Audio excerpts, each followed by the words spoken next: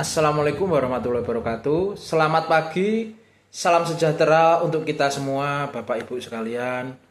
Perkenalkan, nama saya Anandya Putra Widiantoro dari PTPN 1 Regional 5, Bagian Sumber Daya Manusia.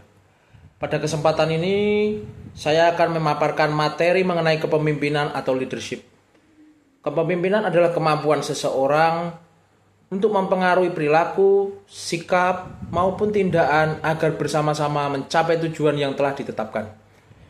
Dengan kata lain, kepemimpinan merupakan kemampuan untuk membidangi, mengarahkan, serta menginspirasi orang lain agar mampu bergerak menuju tujuan yang sama. Lalu, dalam pemikiran kita pasti ada satu pertanyaan.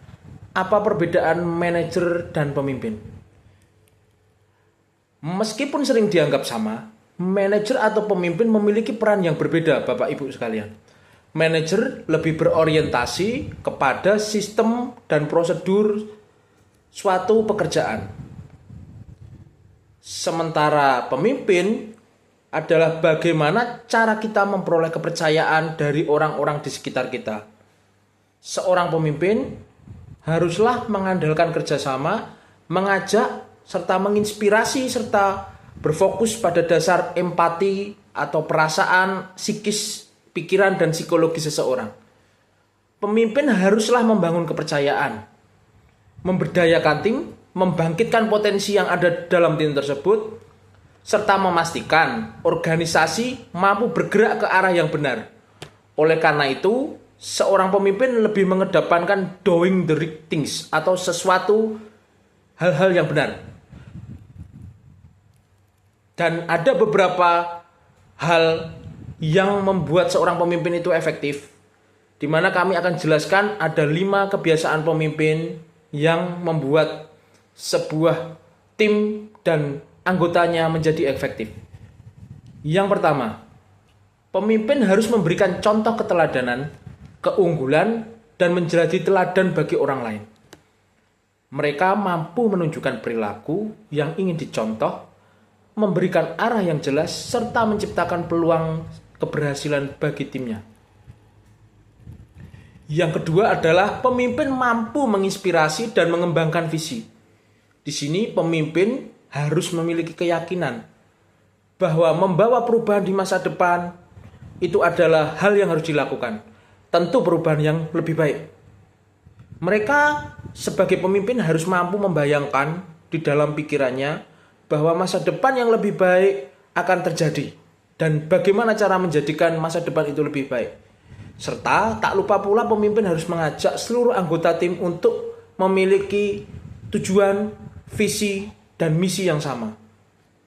Yang ketiga, pemimpin mampu memberikan tantangan, challenge kepada setiap individu atau tim dalam berproses.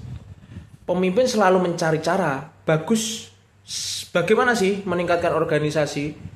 Mereka berani berinovasi, bereksperimen, serta mengambil resiko, serta mampu belajar dari setiap pengalaman yang ada. Kemudian, pemimpin juga harus mampu membangun kerjasama tim yang solid.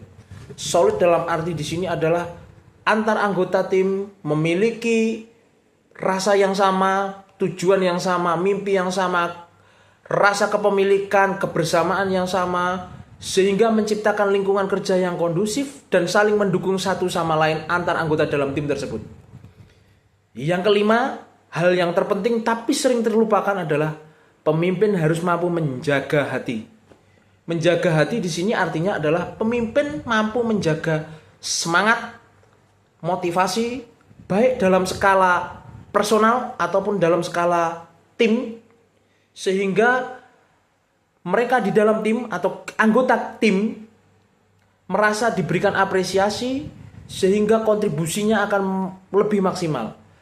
Dan mereka sebagai tim, teman-teman ini, anggota tim ini akan merasakan bahwa keberhasilan sekecil mungkin adalah berkat kekeluargaan, kebersamaan, dan teamwork yang mereka bangun ini. Maka itu poin kelima, menjaga hati ini merupakan salah satu poin yang terpenting dalam efektivitas dalam kepemimpinan. Kemudian kami juga tidak lupa sampaikan ada 7 keterampilan dasar seorang pemimpin. Yang pertama adalah merencanakan. Merencanakan di sini adalah bagaimana pemimpin mampu menyusun sasaran yang ingin dicapai. Serta tak lupa pula harus mempersiapkan bagaimana langkah-langkah yang diperlukan untuk mencapainya. Yang kedua, pemimpin harus mempersiapkan tim. Jadi mempersiapkan tim di sini adalah bagaimana pemimpin mampu memilih orang yang tepat, membagi tugas sesuai kompetensi yang ada, serta mempertimbangkan karakteristik atau sifat atau kekuatan atau kekurangan setiap anggota tim untuk saling melengkapi dalam tim tersebut. Yang kedua, tak lupa dalam mempersiapkan tim. Yang ketiga adalah mengorganisir. Mengorganisir adalah mengatur dan menyelaraskan sumber daya agar tercipta sinergi yang menentukan bagaimana prioritas pekerjaan serta memastikan seluruh kegiatan ini dapat berjalan dengan efektif.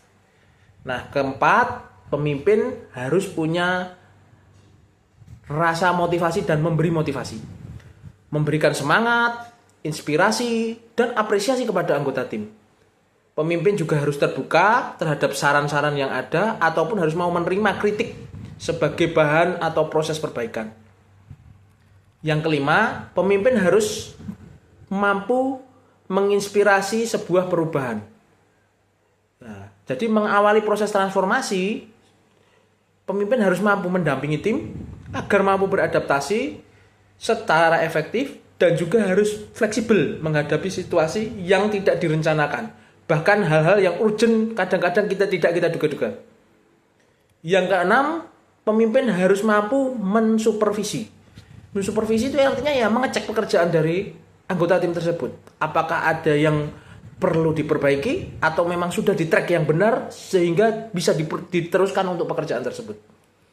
Yang ketujuh, pemimpin harus memberikan perbaikan secara berkelanjutan. Artinya adalah pemimpin harus mampu mengeksplorasi peluang serta meningkatkan kualitas dan memastikan standar mutu pekerjaan ini dapat terpenuhi. Nah, setelah kita mempelajari tadi, ada hal lagi mungkin yang di dalam pemikiran kita. Terus kalau kita jadi pemimpin, kompetensi apa sih yang harus kita miliki?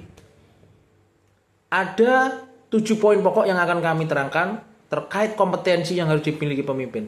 1. Kemampuan berkomunikasi yang efektif. 2. Kemampuan mengambil keputusan.